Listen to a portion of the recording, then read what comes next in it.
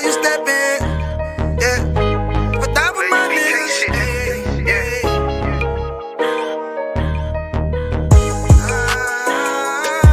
I'm in it, yo. Got my nigga Rawan with me. But that was my niggas, it'll be an honor. You know what I'm saying? Under commanding General Yaahla.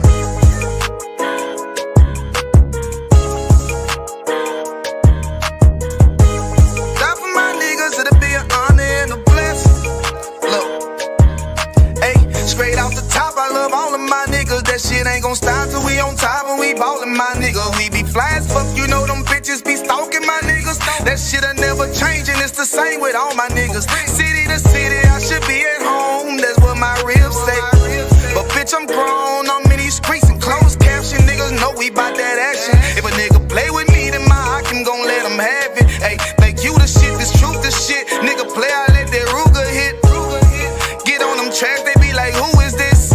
I'm rude with it, ain't got no manners. All them pussy niggas talking shit, yeah, I know they can't stand us, but we UPK, Louisiana, bitch, that's what I'm rippin'.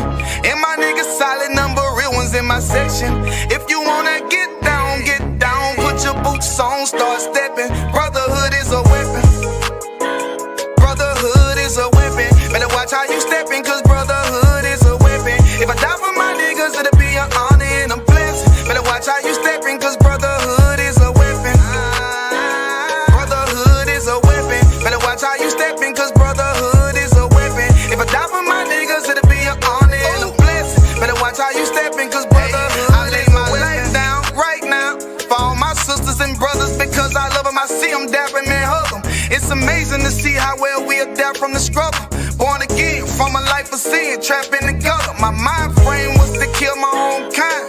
Feeling inferior, waking up ready to die. Run with them killers, so it's just a matter of time. For why take your life or let you take mine? That's when I realized the slaves killing slaves while the white man live to get old. We in them graves, shit got me feeling played. I opened the Bible, went through them records, found out we was royalty, a nation to be respected. But in this world we rejected, we hated for our complexion. Still fighting to get accepted, we hear the truth and reject it. But love is getting corrected, and all my niggas correct me. The commandments, the foundation we erected. Brotherhood is a weapon. Brotherhood is a weapon. Better watch how you steppin', cause brotherhood is a weapon. If I die for my niggas, it'll be an honor and a blessing. Better watch how you steppin', cause brotherhood is a weapon. Brotherhood is a weapon. Better watch how you steppin', cause brotherhood is a weapon. If I die for my niggas, it'll be an honor and a blessing. Better watch how you steppin', cause brotherhood is a weapon. Hey, hey. Hey, hey.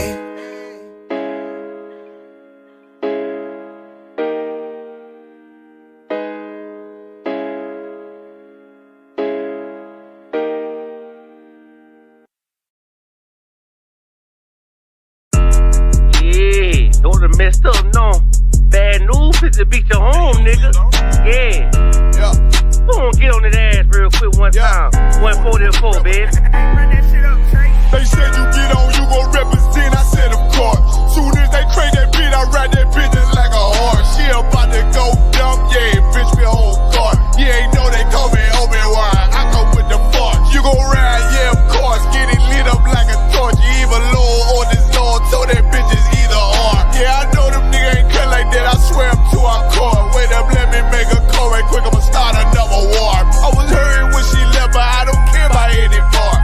I need a Vaseline like my Nina Puffer bar. Natazach, watch the dark. Matter of fact, like a dart. Any problem, let them come. We gon' snatch they soul like Shane Sharp. Put them out of service, keep them tools like Miss Harper Free. Try to hold me, it's way too late. I'm headed straight to the safe. Throw that one up like a trophy. I'm that nigga, ain't no debate. Told them boys we taking notes. Call them up like set the date. This shit a piece of cake.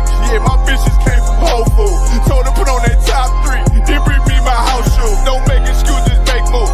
These niggas ungrateful, gotta show them UPK rules. I'm making hits like I can't lose. They said you get on, you gon' represent, I said of course. Soon as they crank that beat, I ride that bitch just like a horse. She about to go dumb, yeah, bitch, me whole car. You ain't know they call me Obi-Wan, I come with the force. You gon' ride, yeah, of course. Get it lit up like a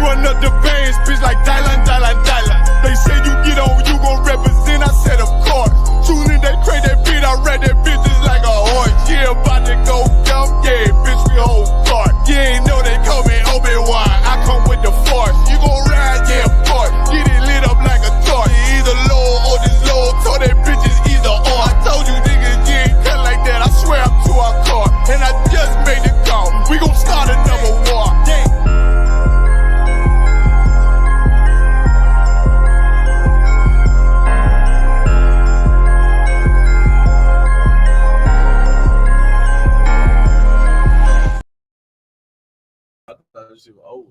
Should have been. So I thought it was over.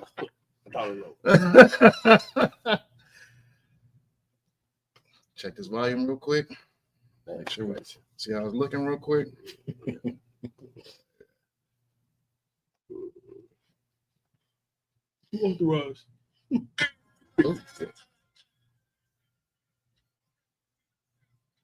Mic check. Wait, that's the one. Most High in Christ. Look at the Most High hand. Excellent. Shalom Yahweh Hashem Yahshad Barakathum to the brothers. Shalom Yahweh Shamar Lathum Hashem Yahweh Shai to the sisters. Welcome back. Tuesday night brotherhood class. We are about to get into it. Right. I got some special guests here tonight. Let's give a hand and a warm welcome to my brothers. We got Priest and Officer Ilataza coming out of Louisiana, Shreveport. We got Priest and Officer Ibad Yaahla coming through. Get that man a hand. Yes, sir. About to get it in, y'all. Yeah, another day. We about to get it in. The water for y'all in the chat. You know what I'm saying? Let's get them likes in. Let's get them shares in.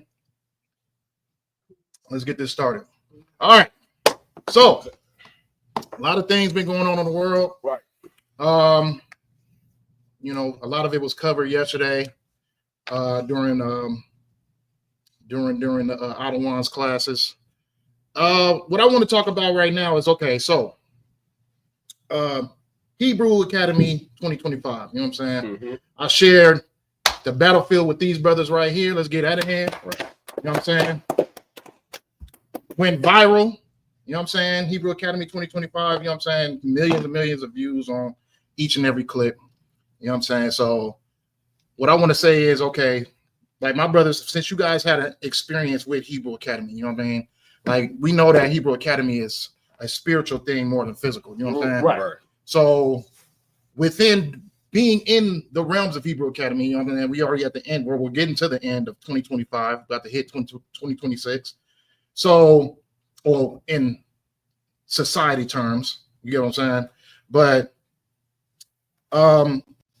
during that Hebrew Academy, there has been probably spiritual things that may have happened to you where it was happening whether before or during or maybe sometimes after. But do you feel within yourself like you are dealing with those spiritual things that may have occurred?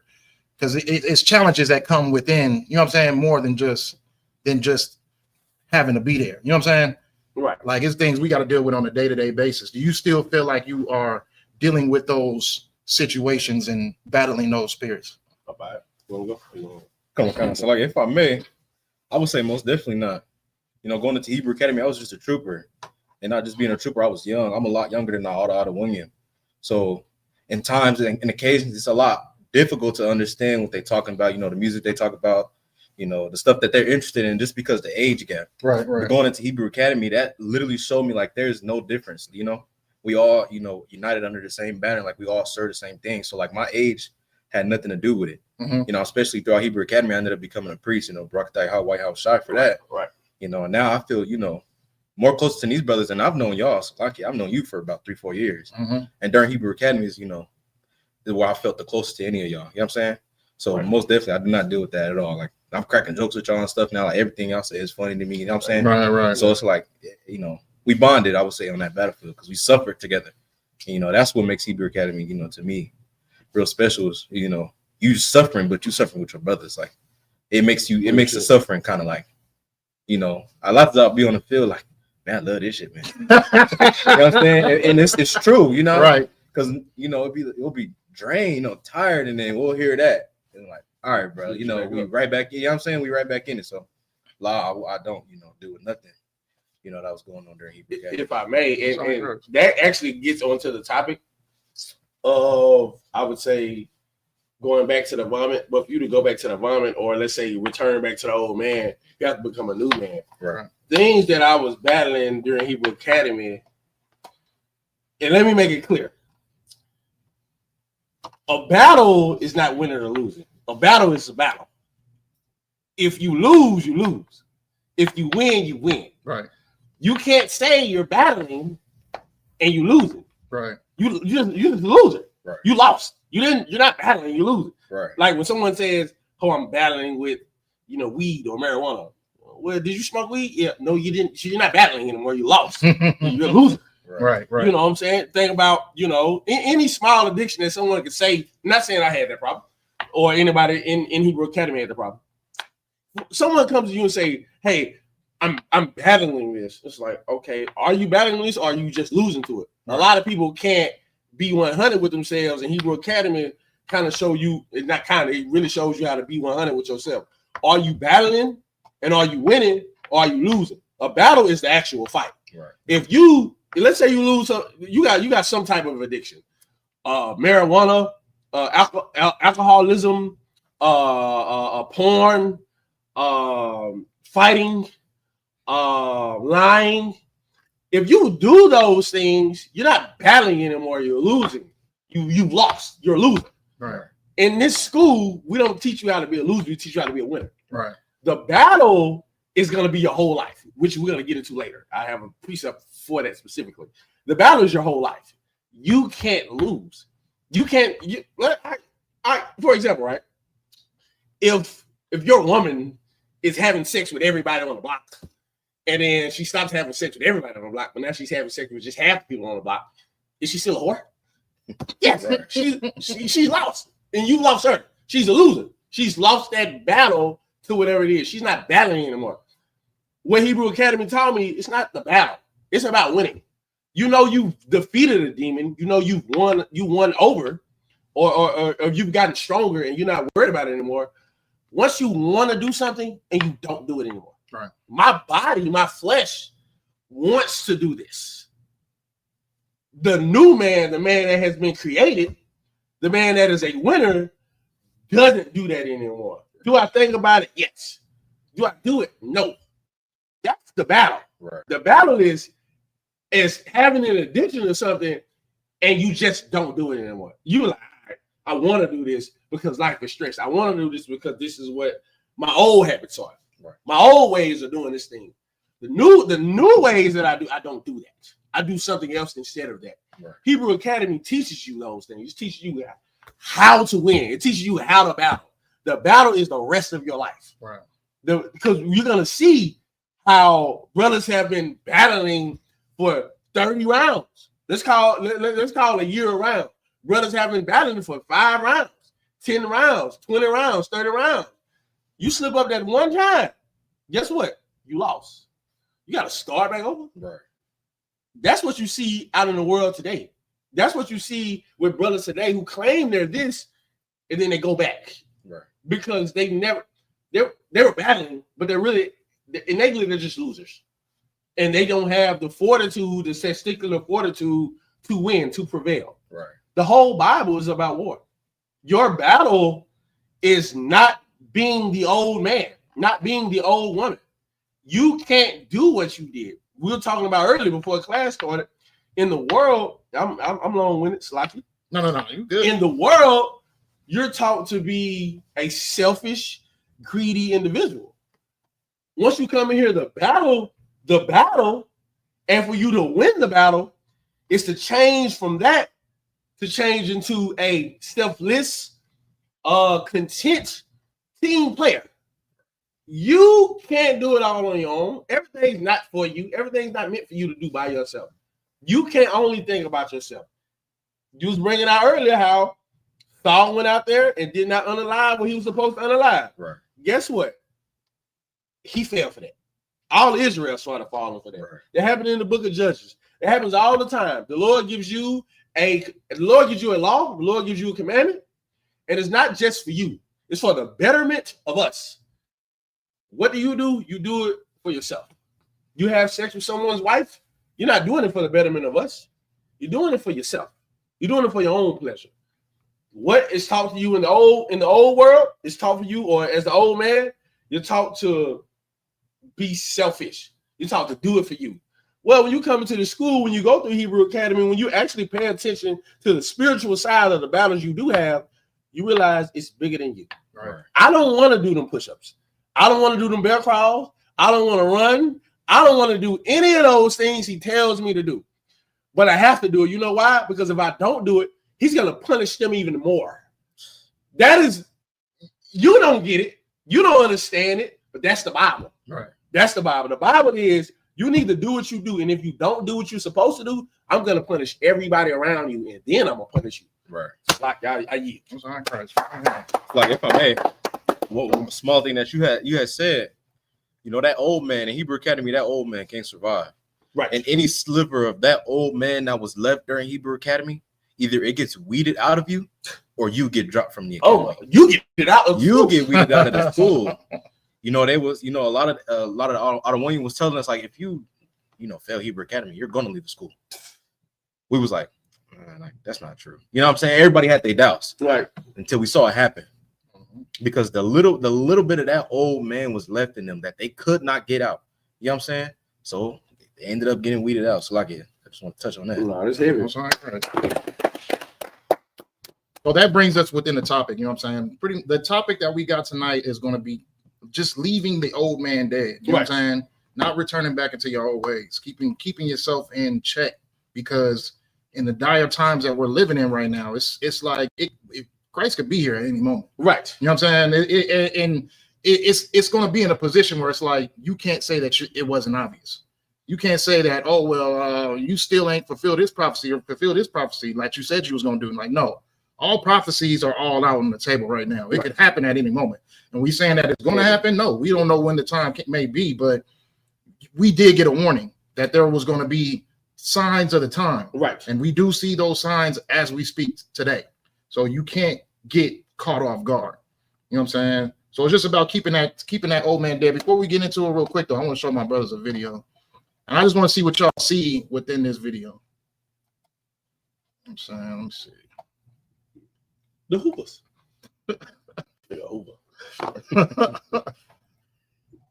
All right, watch this real quick. So you guys stay.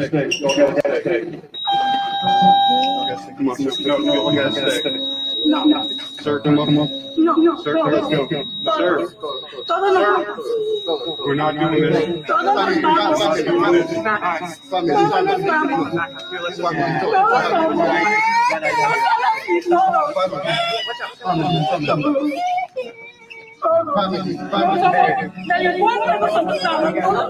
Have a little discretion.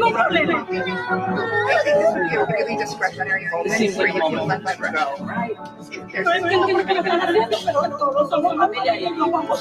There's 3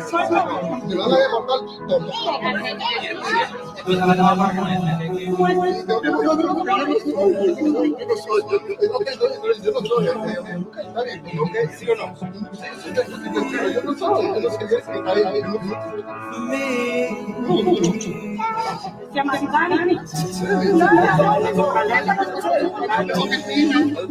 all we need to know is your name. That's it.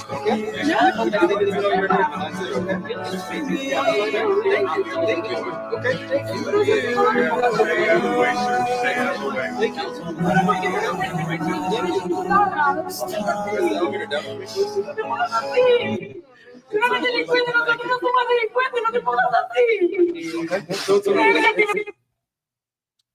All right.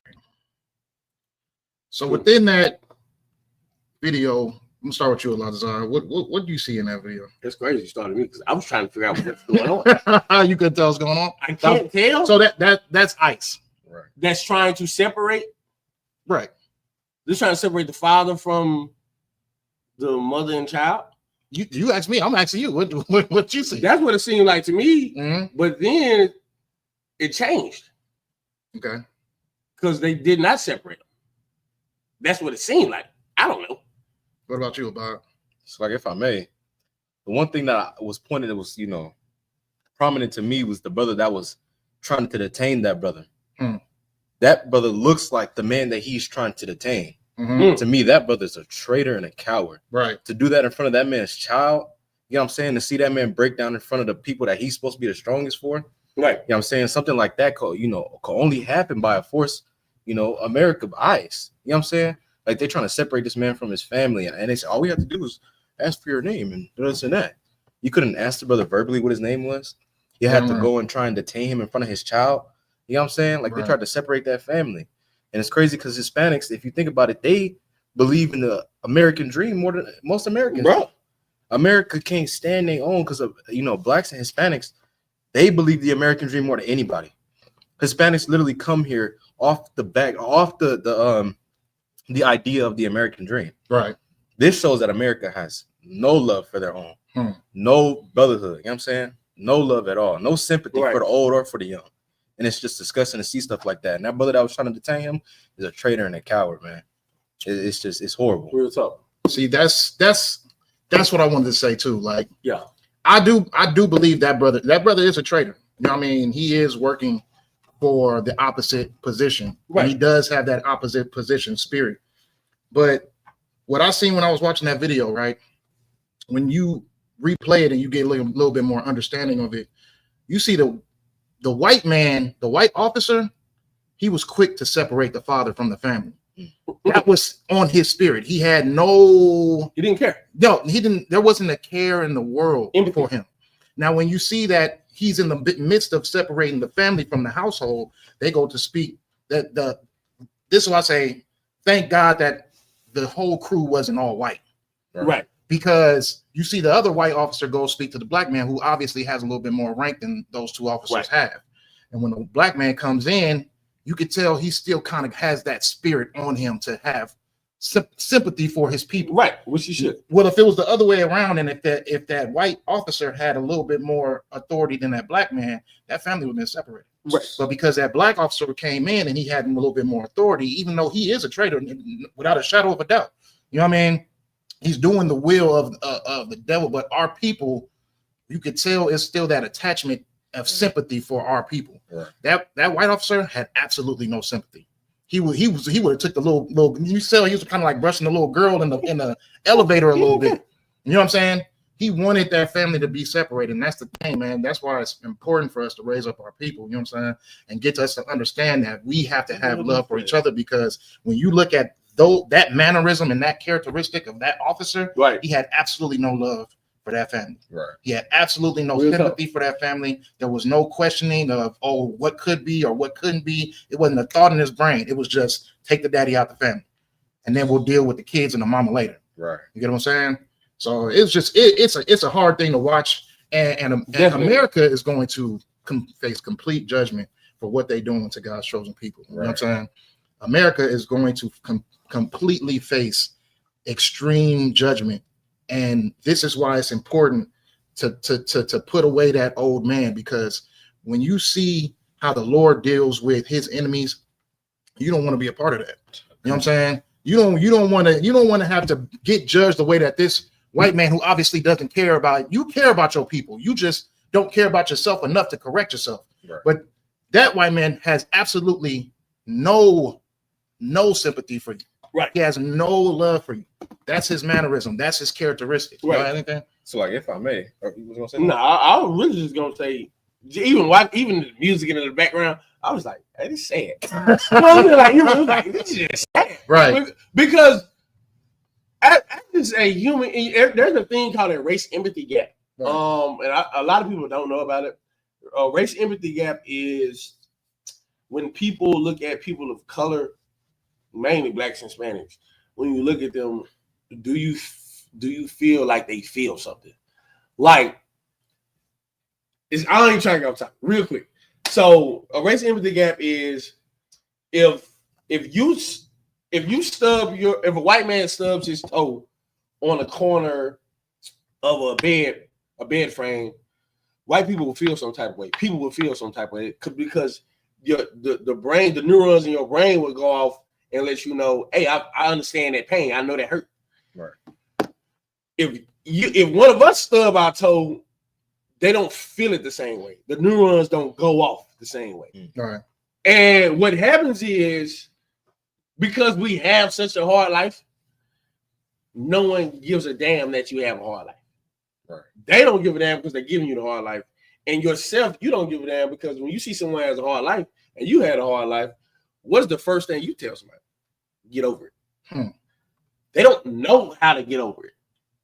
They don't understand how to get over it because you don't know how to tell them how to get over it, and no one around them knows how to get over it. Crazy, everything goes into the topic, which is the Bible is really just a circle. Right. Going into the topic, here's how you get over pain. Here's how you get over, unrighteous judgment. This is how you get over heartache. This is how you get over heartbreak. This is how you get over things that have held you back. You become a new person. Right. That's how you get over it. Here's the crazy part. Once you get over it, you have to stay over. You have to stay being a new person. Right. What happens is you go back to the old person, which means you never really truly got over anything. Right. Which is you want to be the person that's in pain. Yeah. What you gonna go back to? It's nothing but pain outside these doors. I know for sure. You can't tell me anything.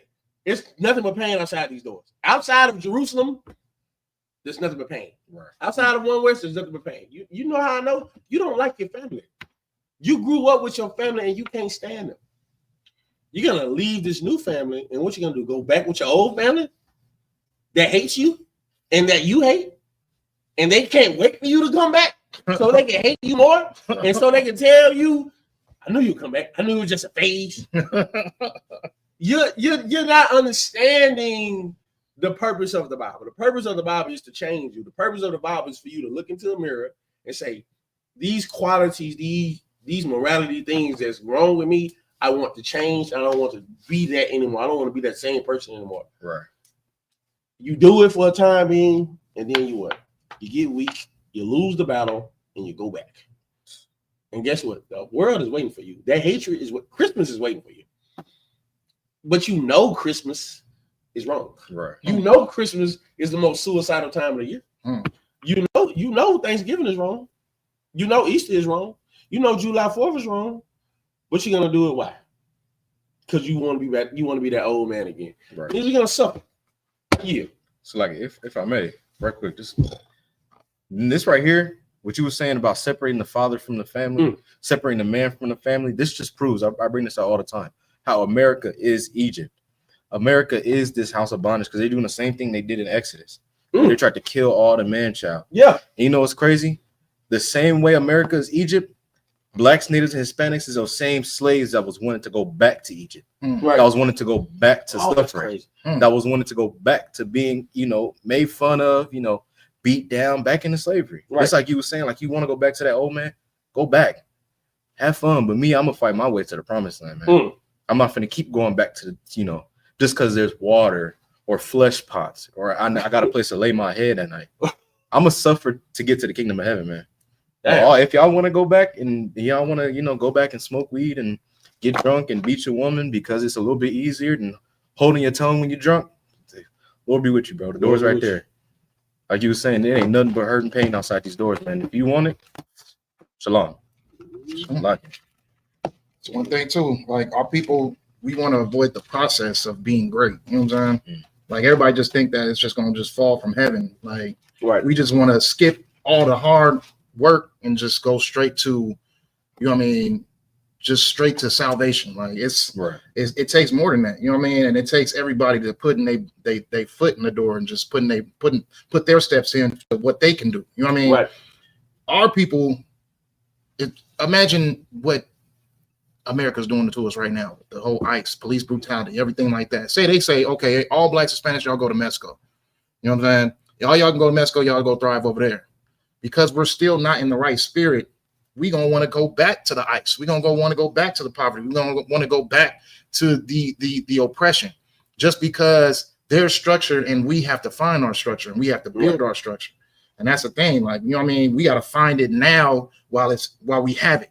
And that's why I got an issue with like fake Israelites, because they like think this is like a game. Like, you know what I mean? Right. It's like, okay, well, we got something that we can call our own, so I'm gonna put in my input and I'm gonna spruce up my little twist to it.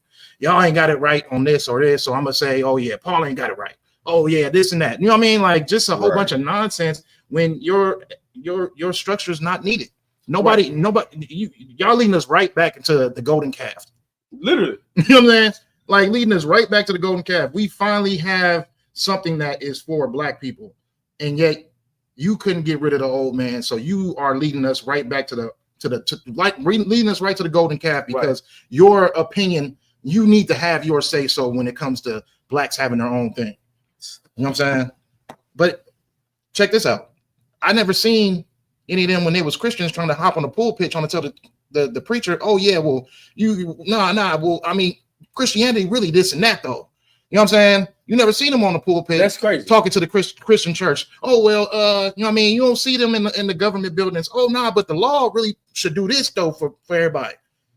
But and yet, when we have something that's for us, because they feel less afraid of what we got going on, and they feel more afraid of our oppressors, they don't want to give they say so what our oppressors do, but they want to give a say so what we got going on. If I may. The reason, and it just hit me. The reason why they don't say anything when they were Christians, they didn't speak out against Christianity the way that they're Israelites now, and they speak out against Israelites. Oh, they really just speak out against one West. Right. Let's just call it what it is. Let's call it what it is. This because they're Christians. A Christian not going to speak out against a Christian. Right.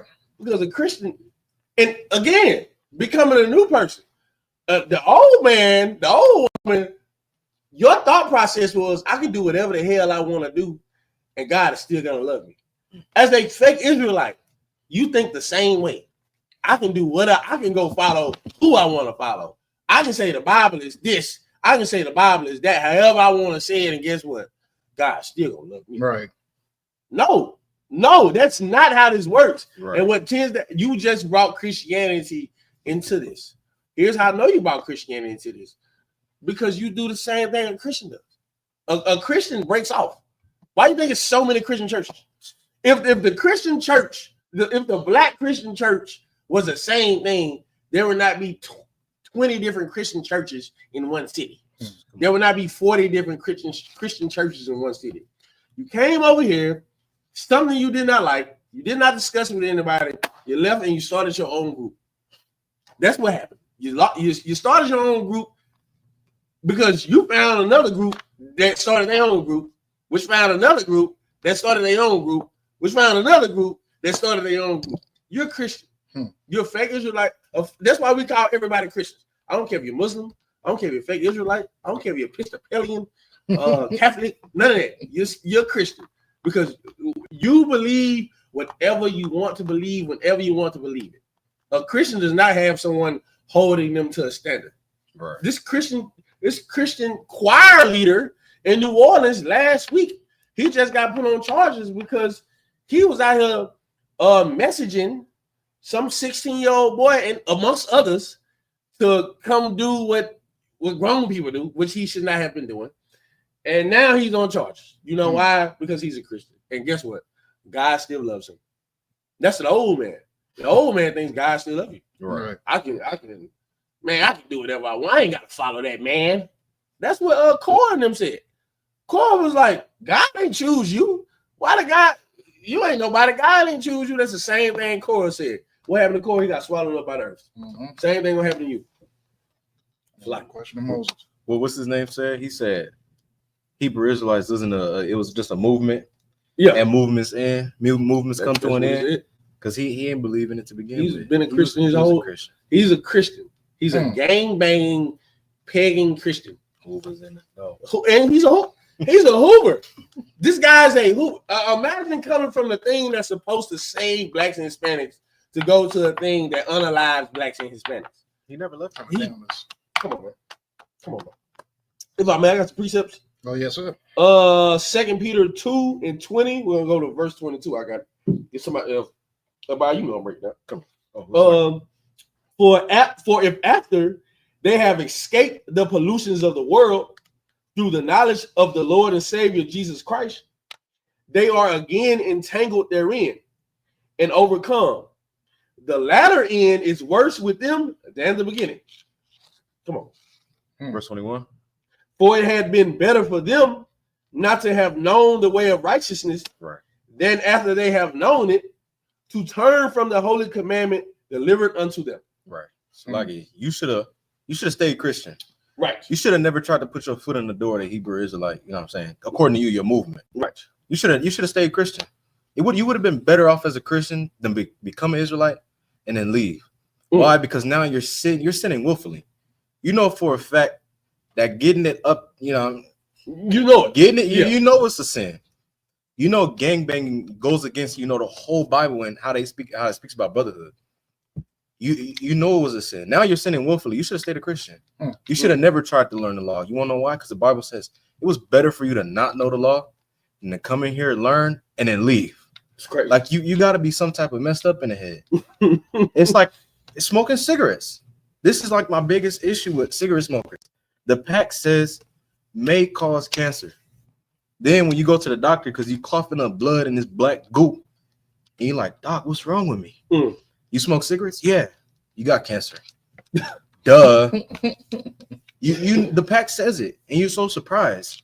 You know what? You should have just stayed Christian. You should have never tried to learn the truth. Right. You should have never learned the laws, because now you know you sin it, and now you just directly being ignorant and being disgusting and sinning against the Lord, man.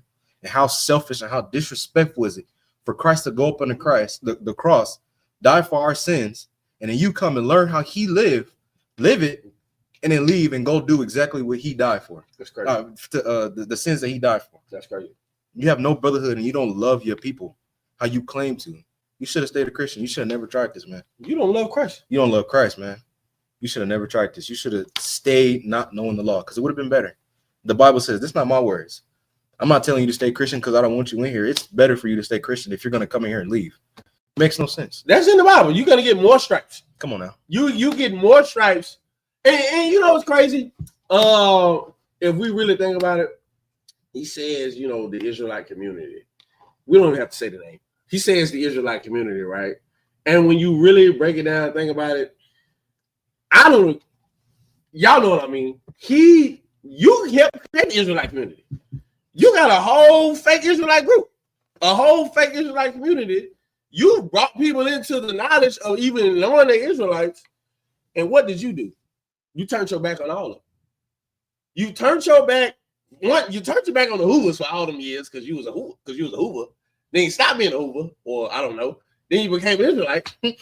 He stopped being a Hoover. Right. He was wearing orange the whole time garments and stuff. So then he was an Israelite who supposed to be saving blacks and Hispanics. Then you left. You left. This is how we say fake Israelites don't understand brotherhood. How do you leave all the niggas that you helped, that you saved, that quote unquote saved, quote unquote build up? You left. I don't even care about you. I really care about the brothers that you left hanging. Right. They believed in you. They were paying you tithes. You did not have a job. You weren't working.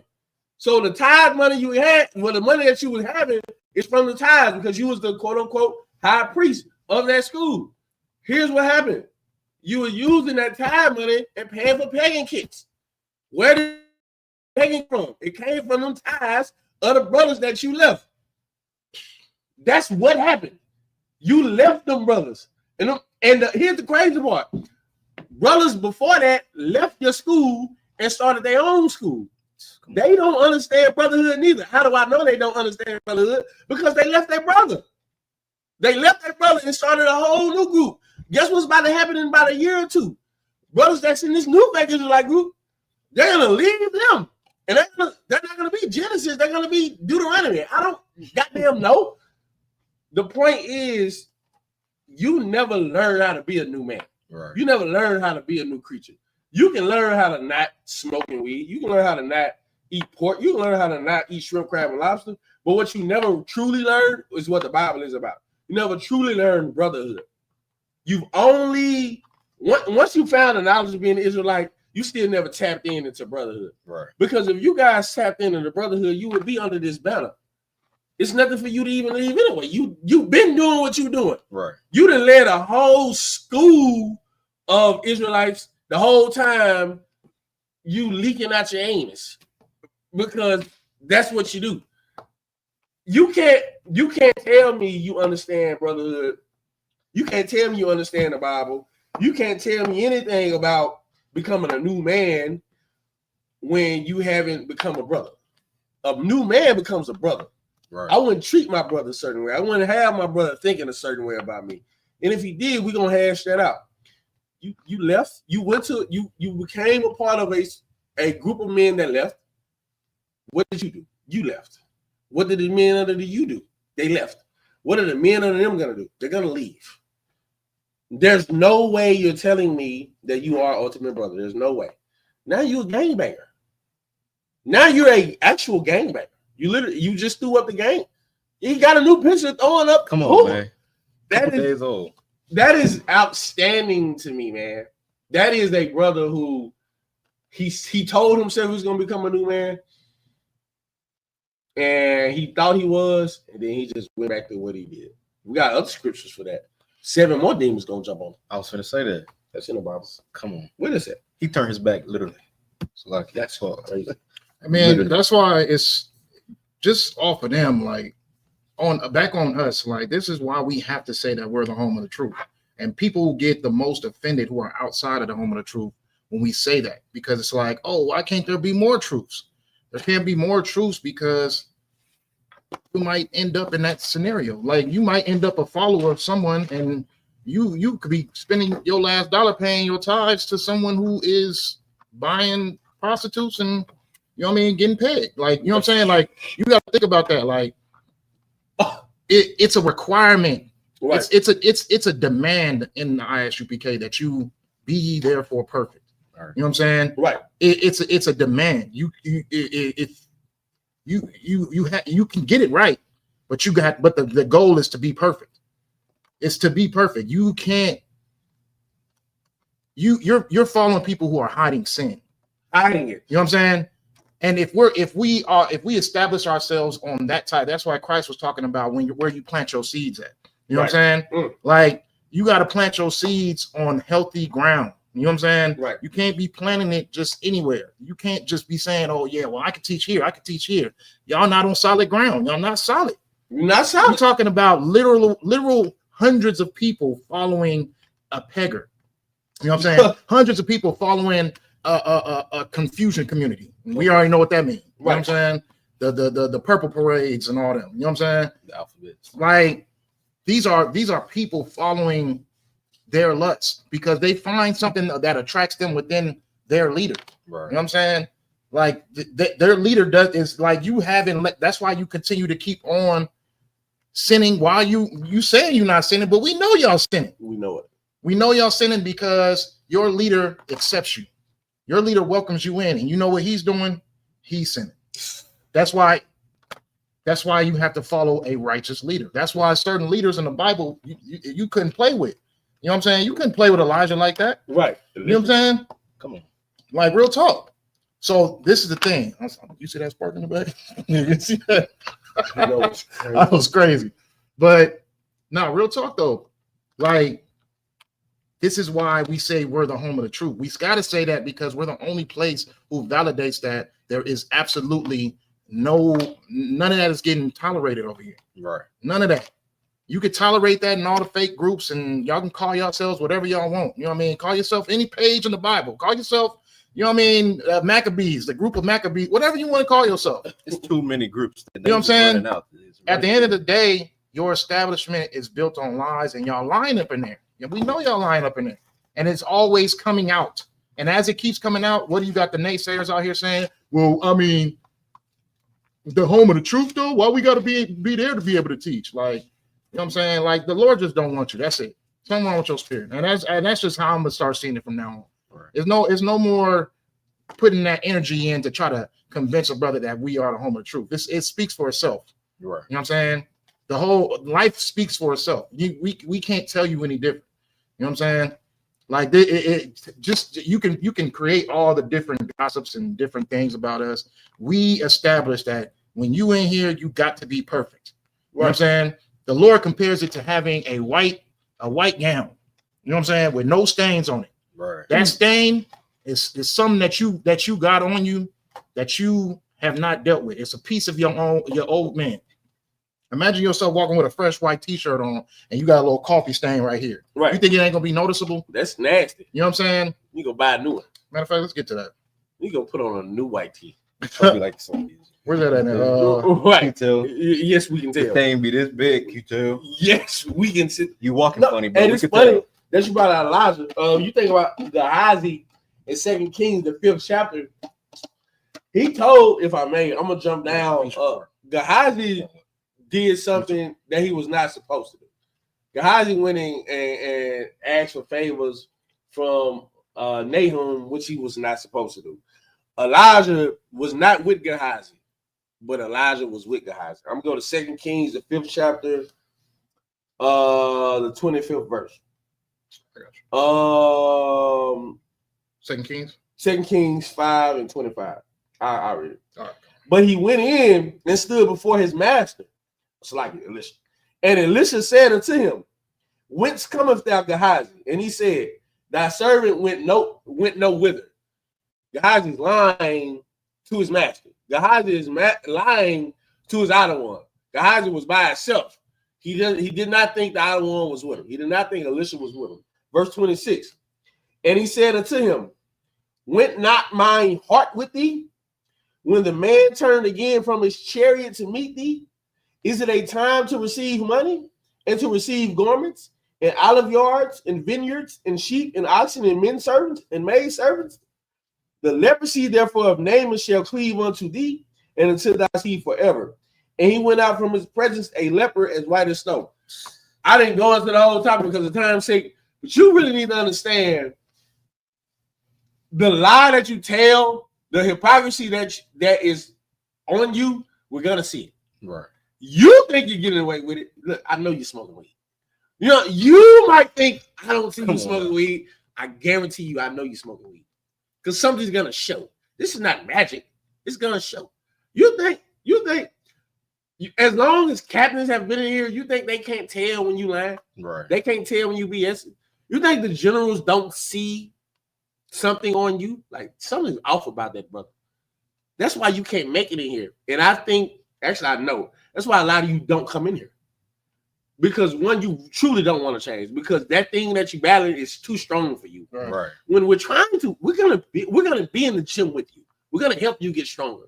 But I can't defeat that demon for you. Right. Again, when you walking through that narrow gate, you say only one man at a time. We ain't walking hand in hand. Right. It's one man and the man behind him, then the man behind him, then the man behind him. The reason why these men can come in here because the man in front of him was stronger than him and helped him get to that point. That's what we're trying to do with you. You don't want that. You want to stay what you are. You don't want to become a new man. And because you don't want to repent and change and become a new man, you're going to stay the old man. But you fakers who come in here, or not even come here, but you say you're an Israelite, and you say you're a new man, you're a new creature, when you're really not, you just return back to what you really were. At the end of the day, you just faked it for 30 years. You just faked it for 20 years. What? Why? Why would you fake the funk that long? You have to change to get up here. Like, y'all got something? Lock. Let me get that preset. Ephesians 4. Come Ephesians 4 what's like? 22. Come on. The book of Ephesians, chapter 4, verse 22. That ye put off concerning the former conversation, the old man, which is corrupt according to the deceitful lust. Verse 23. And be renewed in the spirit of your mind, and that ye put on the new man, which after God is created in righteousness and true holiness. So that's what we got. This is the problem we have, because when you are sitting over there and you leave the world, you are no longer claiming that old hood you used to be. Right. You're no longer watching those filthy things you used to watch. You're no longer going out of your way to go hit those corners to go find different prostitutes that you used to go to when you was in the world. You know what I'm saying? You have to change completely. You have to change. This is called being a new man, not being a new version of the old man. Right. You know what I'm saying? You completely different. You're doing different things. You're not following the same things that you used to do. You get what I'm saying? You don't want to have a stain on you that's so obvious to the point where it's like, okay, I just can't get rid of it. You know what I mean? Like, you got to change. You got to be able to walk in perfection. Right. You know what I'm saying? Let me get Colossians. Colossians 3 and 8. Come on. The book of Colossians, chapter 3, verse 8. But now he also put off all these: anger, wrath, blasphemy, filthy communication out of your mouth. Lie not one to another, seeing that ye have put off the old man with his deeds, and have put on the new man, which is renewed in knowledge after the image of him that created him. That's good. So, you know what's crazy is on verse 8 when they say filthy communications, Christians think that's cussing for some reason. I don't know why. Because they're gay. That's crazy. But these are the things that you're putting off. You know what I'm saying? Like it may seem like a small, simple thing, but it's something that's just about you. You may have a problem just hating on brothers. Right. Oh, he got this, he got that, and you might not see it as a problem. You might be watching classes in class. You know what I mean, paying your tithes and everything like that. But there's something about you. What the freaking one? What's a soundbite? What's the second thing? What's the second thing? Huh? The second thing. Oh, that's right. Oh, okay. So like, I see first play. That's crazy. Okay. Yo. And it went on too. It's a lot of it. But yeah. Large inventory. It may be it may be something simple as just hating on somebody. Right. Coveting. You're not even like, you don't even think of it as a problem. You like, you know what I'm saying? I'm not harming nobody. I'm not telling them to their face. I just be hating. That thing like that thing is going to turn into something, and it's going to turn into something that's going to lead you out the truth. Right. The main point is just don't give Satan a reason to mess with you. Right. You know what I'm saying? If you got something that may seem like it's harmless to everybody, it's still something that might build up into being something that leads you out of the truth. You know what I'm saying? Right. Something that leads you back into the world doing your old stuff. Right. You know what I mean? You don't want to fall into that trap. Right. You get what I'm saying? If I may, oh yeah. You think about getting a name. Getting a name, doing your days, coming to class, paying tithes, stop doing what you're doing. Really think about getting a new name. The reason why people in the world, and you have to really understand this, it shouldn't blow your mind. The reason why people in the world can't not keep calling you by the name they've known you for is they truly don't believe that you can become new. The reason why they keep calling you your old name, because they don't think people can change.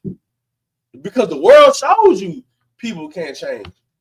That world shows you that. But you have to change and get in a new world. There's a world that we know that people change. How do I know? I live it. I live it. There are people that I would have never met. Everybody here I would have never met if it wasn't for this group, if it wasn't for this world. A person's gonna keep calling you by your old name because they don't truly believe in Jesus the Christ. They don't truly believe in the Bible. A Christian does not truly believe in the Bible. They can't understand why Abraham's name was changed. Abram was changed to Abraham. They can't understand why Jacob's name was changed to Israel. They can't understand why names are changed in the Bible. They can't understand why you become something brand new because they don't truly believe in becoming brand new. Here's what they believe. They believe in maturing. That's what they believe. In the world, they believe in maturing when they don't truly believe in maturing because they're still children. Because all they do is go off their lust and pleasures in the flesh the same way that it is as a child. Just because you pay your bills now don't mean you mature. You just had a little bit extra responsibility and you took care of that. But you're still a child. You still go off your old pleasures. You still go off your old lust. Truly changing, that is hard to do. And let me say this. Truly changing does not take 90 days. Not take a year. Does not take 5 years. Hell, it may take some people 10, 15, 20, 30 years to truly become new. But guess what? You keep doing it. You don't keep losing the battle of being the old man. You start winning battles. That's how do you think, what is greatness? Greatness is somebody consistently being great. What is a winner? A winner is somebody consistently winning. Yeah, this guy got 5 wins this season, but he's not a winner because he's 5-11, 5-12 now, 17 games in the league. Right. He's not actually a winner. You know what I'm saying? He's 5-12. He's a loser, but he won 5 games. What makes someone a winner? A winner is a person who consistently wins. Right. Man, this nigga keep winning. This nigga got how many Super Bowls? Right. This nigga keep making the playoffs. And no matter what coach you give him, it doesn't matter what offensive coordinator you give him, it doesn't matter what playbook you give him. This man consistently wins. He's a winner.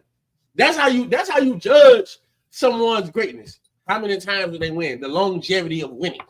Oh man, he was good, but he was only good for 2 years. And then the other 4 years he was in the league, he was trash. That's not a winner. Right. That's a loser. You wouldn't draft him. Right. You wouldn't draft the loser. You're gonna draft the winner. Point is, you have to become a winner. Point is, you have to change. Point is, you need to win. Those battles, those things that you know is wrong, you gotta defeat that. You have to. If not, why the hell would you get the kingdom of heaven? Right. How can you get? I'm gonna go into that in a minute. How can you get the greatest thing ever by being average? How can you get a Super Bowl ring by being trash? How can you get an NBA Finals MVP and you trash? That doesn't make sense. You can't get something that's great as the kingdom of heaven, something that's eternal, something that's immortal, something that lasts forever. How can you get that if you just regular? How can you get that if you losing all the time? Right. You don't deserve it. You don't deserve to host the Lombardi Trophy and you trash. That doesn't make sense. Nobody's even gonna respect it. Right. The kingdom of heaven is not meant for losers, man. It's not meant for it's not meant for a mortal man. It's not meant for a casual, give me the word. Subpar. A subpar, a fleshly man, a corner man. That's the word I'm looking for. It's not meant for a corner man. The kingdom of heaven is meant for a spiritual man. How do you become spiritual? You change from being carnal into being spiritual. Right. You come from being born out of sin into being someone who's now born not of the flesh, but of the spirit. That's what Christ was telling Nicodemus, which we went over. You're born regular. It's another birth you have to become new. That's why we give you a new name, because we want you to live up to that name. Every name in here is someone who defeated something. About Yaahla, what's your name is? You're servant of the Lord. Servant of the Lord. Before servant of the Lord, he was servant of himself. Natazach, what's your name? Victorious. Victorious. Before he was victorious, he was a what? A loser. Natazach. What does your name mean? Triumphalism. Before I was triumphant, before I was winning, what was I? I was a loser. Every name in here has something to do with battle. Lahab, his name means blade. Before he was a blade, he was what? Door. Every name in here has something with winning attached to it. That's why you get your name, because you have to live up to that name. Right. I digress. So, like, if I may, I got a scripture. It's 1 Corinthians chapter 13, verse 11. I got it for you. Oh, you gonna read it? Yeah. 13:11. 13:11. Sorry. The book of 1 Corinthians chapter 13, verse 11. Wow. When I was a child, I spake as a child. As a what? As a child. As a what? As a child. He just spoke on maturing. Right. Now, when you're a child, you're gonna do what a child does. You're gonna you're gonna forget to pay your bills. You know what I mean? You're gonna forget to do this, that, and the third. You're gonna forget to take the trash out. Your dad gonna come home and yell at you for the 5th time during the week. You're gonna do as a child. Go ahead. I understood as a child. Understood as a child. You didn't understand why your father was so mad at you for not taking out the trash. Right. You don't understand why the lights company is on your behind because you're not paying your bill. Right. But I'm struggling right now. I don't see why they don't have no mercy for me. Read. I thought as a child. As a child, read. But when I became a man. When I became a man, when I became a new man, when I matured and understood that I have to put away the old things that I did. What? I put away childish things. Put away childish things, man. When you become a new man, you put away the old man. You don't put them in a vault. So if this don't work out, you go back to it. Right. You don't, stop going to the hood because I want to be an Israelite. But just in case the Israelite thing don't work out, I'm gonna go back to the hood. No, you put that away. You throw that away, man. That's why we say you kill that man. Right. You kill that man. You have to completely get rid of him. If not, you will not survive in here. You're going to get weeded out. You're going to get wiped out. You're going to, like you said earlier, you come in here with 7, you leave with 14. It's gonna, you know what I'm saying? Like, you thought it was bad in here. You think it's gonna be better out there? It's crazy. It's worse. The grass is not greener on the other side. Come on now. Like, come on now. Let me get Revelations chapter 3. Come on. Revelation 3 and 3. I got you. The book of Revelation, chapter 3, verse 3. Remember, therefore, how thou hast received and heard, and hold fast, and repents. So it's telling you, remember how you got this truth. Remember how you got in this truth. Remember what you sacrificed to be in this truth, and change. Go ahead. If there thou shalt not watch, I will come on thee as a thief, and thou shalt not know what hour I will come upon thee. So if you're not staying on your toes, you might gonna get caught off guard. Mm. If you sitting over here trying to mess up and do what you want to do, you might get caught off guard. Go ahead. Verse 4. Thou hast a few names, even in Sardis, which have not defiled their garments, and they shall walk with me in white, for they are worthy. So walking in white is just walking in perfection. Right. Walking in order. You know what I'm saying? Walking in the truth. Right. You know what I'm saying? This is what walking in white is. Right. Go ahead. For they are worthy. Verse 5. He that overcometh, the same shall be clothed in white raiment, and I will not blot out his name out of the book of life, but I will confess his name before my Father and before his angels. So you want to be that person who's, you know what I mean? Yaahla did this. You know what I'm saying? Right. Ilataza, he did this. BROTHERHOOD, he did this. Right. Natazach, he did this.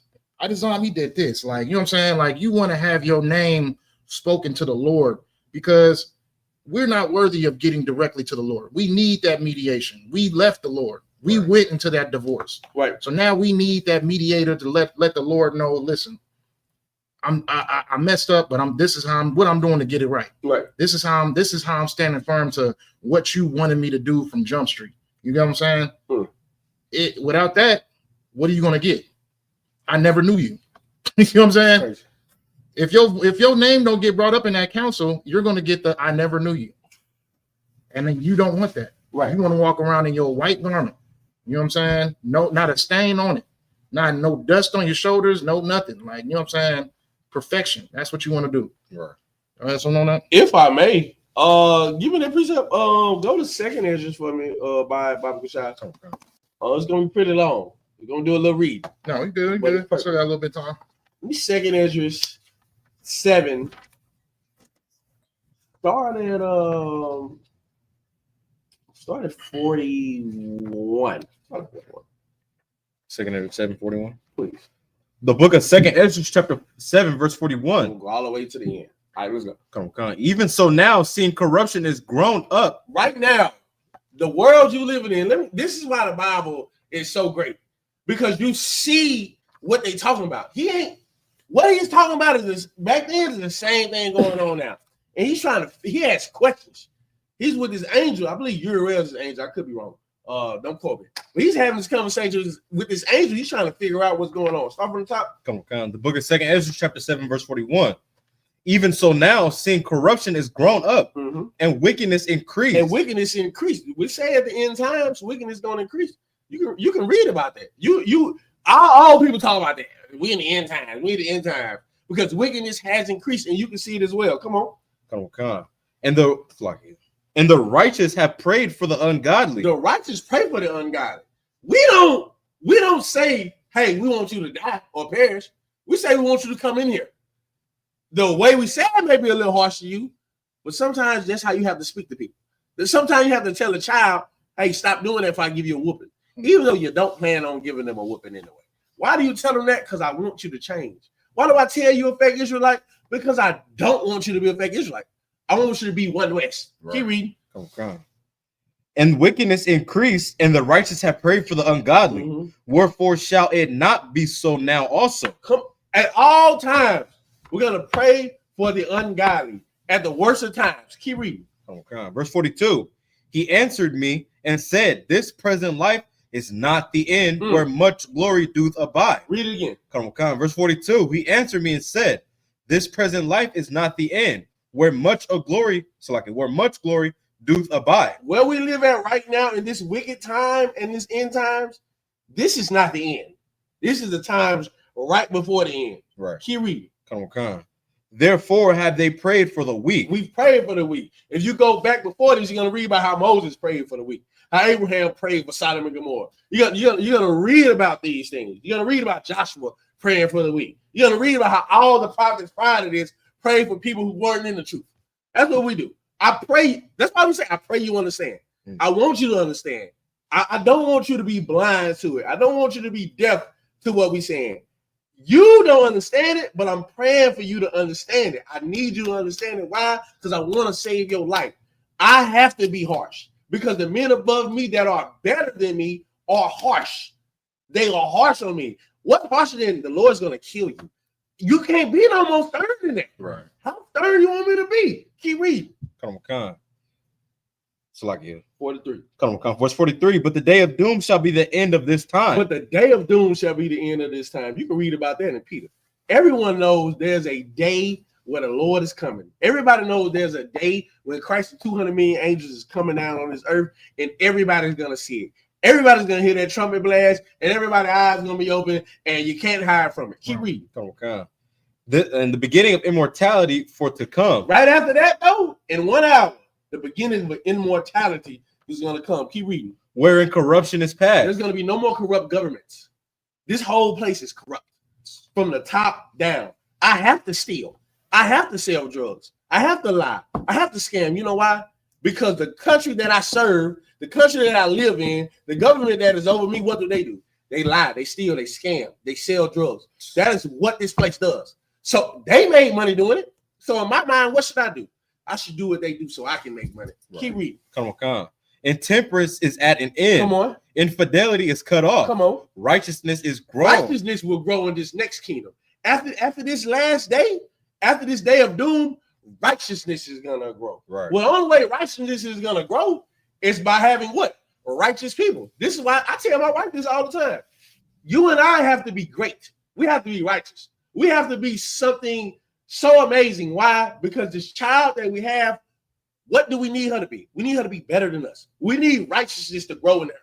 That is the kingdom of heaven. Right. A bunch of just righteous children. Righteous parents making righteous children, making righteous grandchildren, making righteous great-grandchildren, and bringing back those same righteous people who started. Come on. And truth is sprung up. What is the truth? The truth is the law, statutes, and commandments. The truth is what you know about this school. The truth is the prophets only come out of one school. The truth is blacks, Hispanics, Native Americans are the true chosen people of God. That's the truth. It's going to spring up. Keep reading. Verse 46, I answered then and said, this is my first. No, you skipped it. 45. Oh, so like in verse 45. What? Then shall no man be able to save him that is destroyed. At that day, the reason why we on you right now, it's going to be a little long-winded.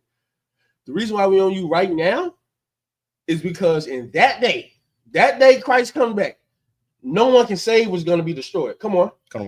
Nor to oppress him that have gotten victory. Here's the beautiful part of it. The ones that oppress us now, they can't oppress the ones who's going to win in that time. Why? Because they're going to cease to exist. Keep reading. Verse 46. I answered then and said, this is my first and last saying, that it had been better not to have given the earth unto Adam. This is what Ezra's saying. He said, well, we wait for all this glory. Why would you even give it to Adam? Because Adam sinned. Why would you give it to him? Here's the second part. Here's what he's thinking. And this is how you know the Most High, his ways and thoughts are above our ways and thoughts. He's going to break it down through this angel. Keep reading. To have restrained him from sinning. Or read it from or else when it was given him, to have restrained him from sinning. He's saying, well, shit, if you was going to give Adam the earth, you might as well just put something in him to have him restrained from sinning, because we're going through so much hurt and pain. I'm going to prove it. Keep reading.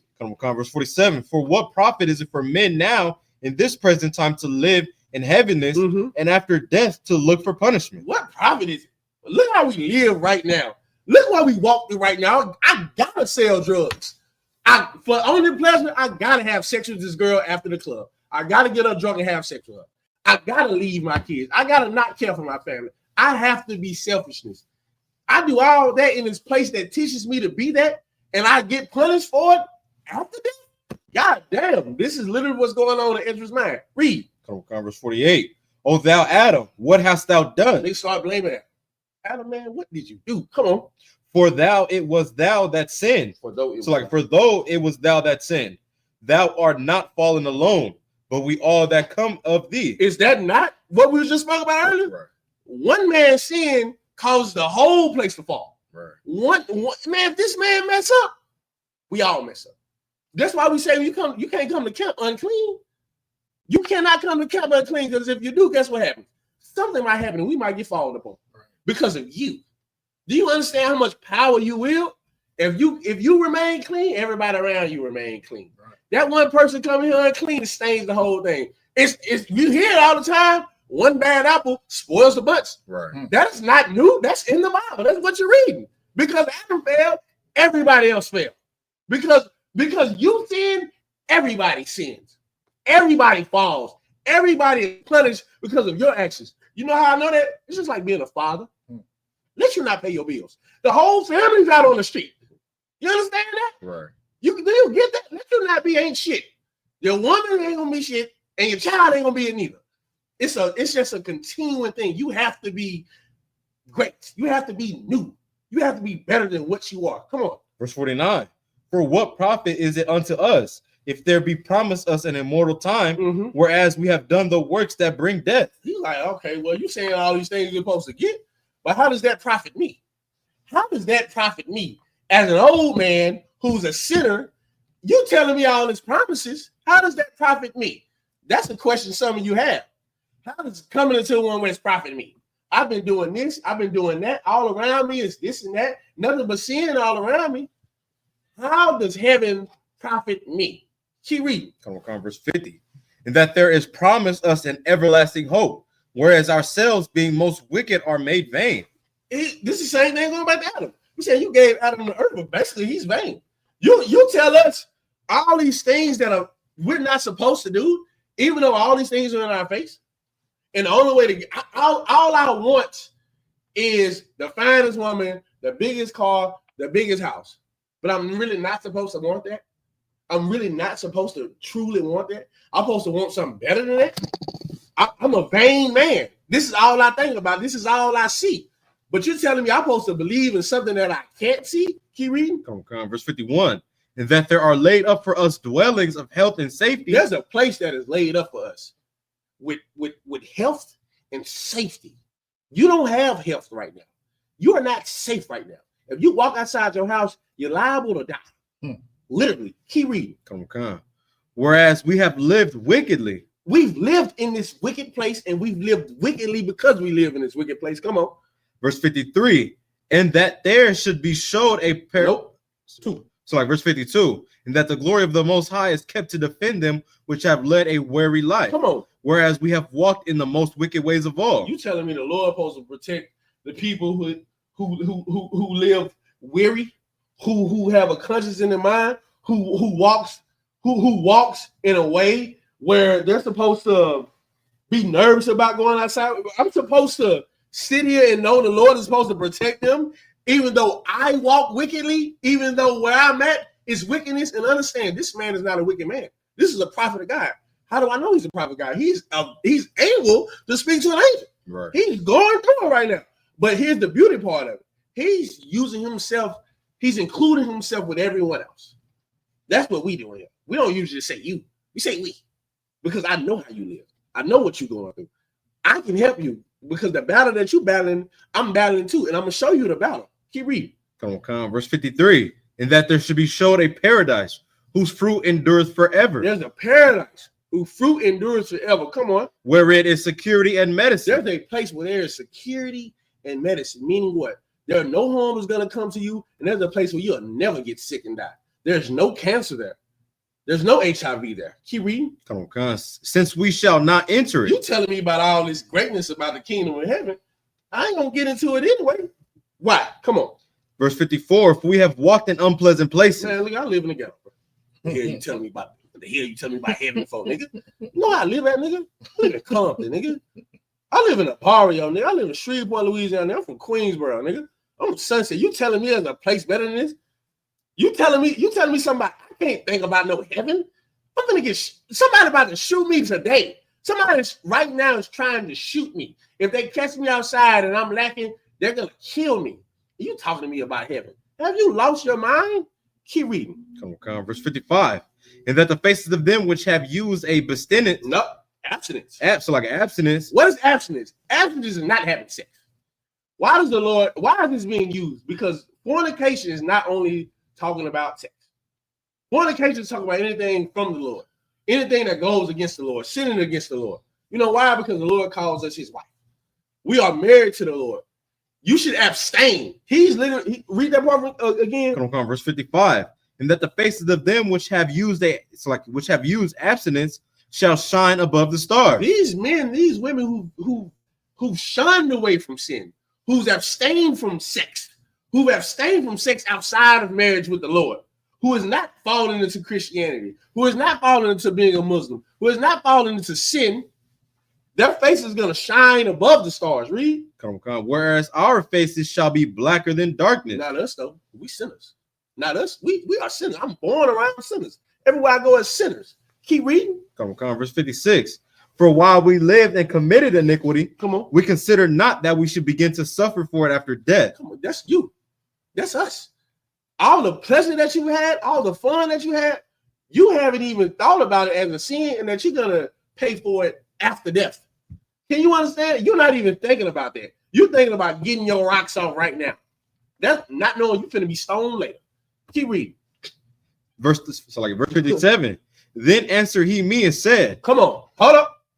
I want you to understand everything I said. Now I really want you to get verse 57. This is what it's all about. Imagine the Lord giving you a playbook to life and you fail at it. It's because you really didn't want it anyway, which is why you're not going to get what you're supposed to get. Read. This is the condition of the battle. This is the what? The condition of the battle. The what? The condition of the battle. Everything that you've seen in life and overcoming that, it's the condition of the battle. Though that's the battle. The battle is overcoming sin. That's the whole battle of life. Life is about battle. And the battle is overcoming sin. You can't overcome that. You're not deserving of the kingdom of heaven. You're not deserving of all the things the angel told him he was going to get. You're not deserving of this place where security and health is there. You're not deserving of a place where it's safety. You're not deserving of a place where the fruit endures forever. You're not deserving of the place. Why? Because you lose the battle. What is the battle? Read it. If he be selected. Start from the top. Come on. Then answered he me and said, this is the condition of the battle. Who's going to fight this battle? Come on. Which man that is born upon the earth shall fight. Every single person on this planet Earth is going to fight that battle. Sin is in you. Sin is right at your front door. The battle is that. Overcoming it. Read. Verse 58. That if he be overcome, he shall suffer as thou hast said. Hey, if you lose the battle, you're going to suffer in death. You're going to suffer. Is that what you want to do? Read. Come on. But if he get the victory, read that part again. If he get the victory, one more time. But if he get the victory, come on, he shall receive the thing that I say. You're going to receive the kingdom of heaven if you get the victory. If you become the new man and stay the new man. If when they look at your record, it is stellar, nigga. It is flawless. Even 59. Verse 59. For this is the life whereof Moses spake unto the people while he lived, saying. Who did Moses talk to? Moses only talked to the children of Israel. Right. So like y'all know I'm long-winded, but this is one of my favorite things. Read it from the top. Come on. For this is the life whereof Moses spake unto the people while he lived, saying, choose thee life that thou mayest live. What is life? You go to Baruch 4. You don't have to do that right now. It just tells you the commandments are life. The commandments are life. Living the way God wants you to live, that is life. Right. Verse 60. Verse 60. Nevertheless, they believed not him. They what? They believed not him. They what? They believed not him. Yeah, we can sit here and talk to people in the face. If you don't believe, you just don't believe. Read. Nor yet the prophets after him. Nor yet the prophets after Moses. All the ones who came after Moses. Come on. No, nor me which have spoken unto them. Not even the angel talk to you and you don't believe it. You know why? Because you just don't want to believe it. Read. Verse 61. That there should not be such heaviness in their destruction. They don't believe that. They don't believe that. Here's the thing. The way that they're going to be destroyed, there's something that's greater than their destruction. Read. Come on. Verse 62. 61. That there should not be such heaviness in their destruction as shall be joy over them that are persuaded to salvation. You understand that? As much pain and suffering they're going to go through death, you know how glorious it's going to be once you overcome. You know how glorious it's going to be to get to the kingdom of heaven. It's going to be way better. You can't even imagine the kingdom of heaven. It says the things out of heaven you can't imagine. Why? Because you live in such unpleasant places. You can't understand what Man, imagine an apple the size of a damn watermelon. You can't picture that because the ground here is so disgusting. You can't imagine a place where there's not crime. You can't imagine a place where you don't have to lock your doors. You can't imagine a place where you don't have to slave 60 hours a week just to pay the bills. And then when you get home, you only thing you got enough money to do is sleep there and wake up and go back to work anyway again. Come on, keep reading. Verse 62. I answered then and said, I know, Lord, that the Most High is called merciful. You called what? Called merciful in that he hath mercy upon them which are not yet come into the world. Keep reading. Verse 63. And upon those also that turn to his law. Come on. Verse 64. That he is patient and long suffereth those that have sinned as his creatures. Come on. Verse 65. And that he is bountiful, for he is ready to give where it needeth. Come on. Verse 66. And that he is of great mercy, for he multiplieth more and more mercies to them that are present and that are past, and also to them which are to come. Come on. Verse 67. For if he shall not multiply his mercies, the world would not continue with them that inherit therein. Come on. Verse 68. Read it through. That the pardoneth, or if he did not so of his goodness. Oh, slow down. Come. For if he did not so of his goodness, that they which have committed iniquities might be eased of them, the 10,000th part of men should not remain living. After just talking about men who sin, the mercies that are given to you is for you to change. He's giving you time to change. He's long suffering. He's patient. He's giving you time to change. Why would you take his mercies for granted? Why would you go back to selling drugs? Why would you go back to being a gangbanger? Why would you go back to doing the shit you knew was wrong? Why would you go back to doing it? Why?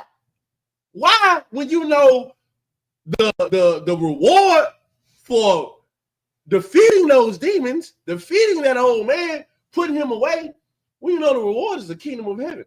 Keep reading. Come on, verse 69. And being judged, if he should not forgive them that are cured with his word, and put them out the multitude of contention. How are we cured? With his word.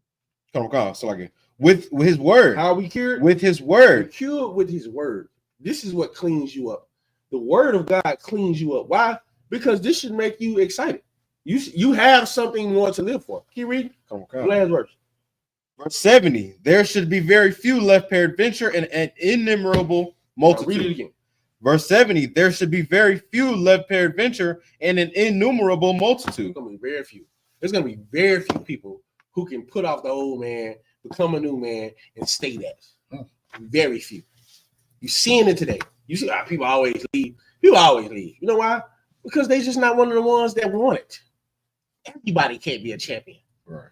If being a champion was so easy, everybody would do it. You can't be one because you're not built for one. Right. Some of them guys have been practicing their whole life to be a champion, and they fail. Is that going to be you? You come in here to change, to become a new man. You walk different. You talk different. You think different. You eat different. You're a baby all over again, and you fail. That's goddamn crazy.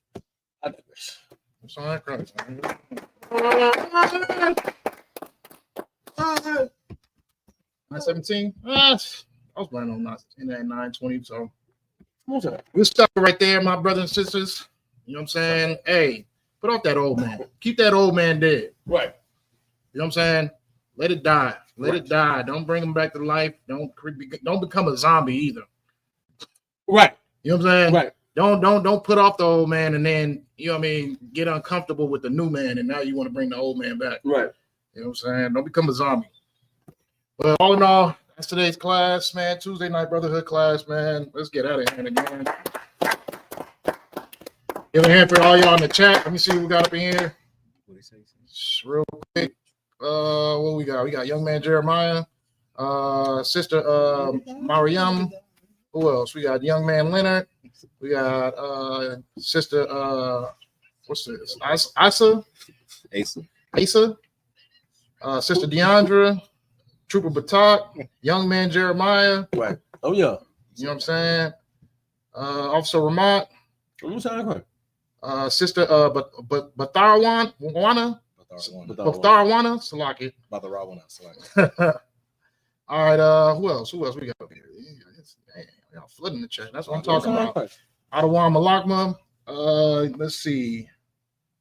I can't see that one. I don't know why I'm thinking like lying. Officer Yakawan. Almost not quite. Officer Trooper Athan. Oh yeah. Ottawa Lahab. Oh yeah. Ottawa Karataza. Oh yeah, quite. We had 5 little class. Yeah. Most high Christ. What y'all, man? Appreciate y'all tuning in. We're gonna catch y'all next week. Shalom, Lord Christ.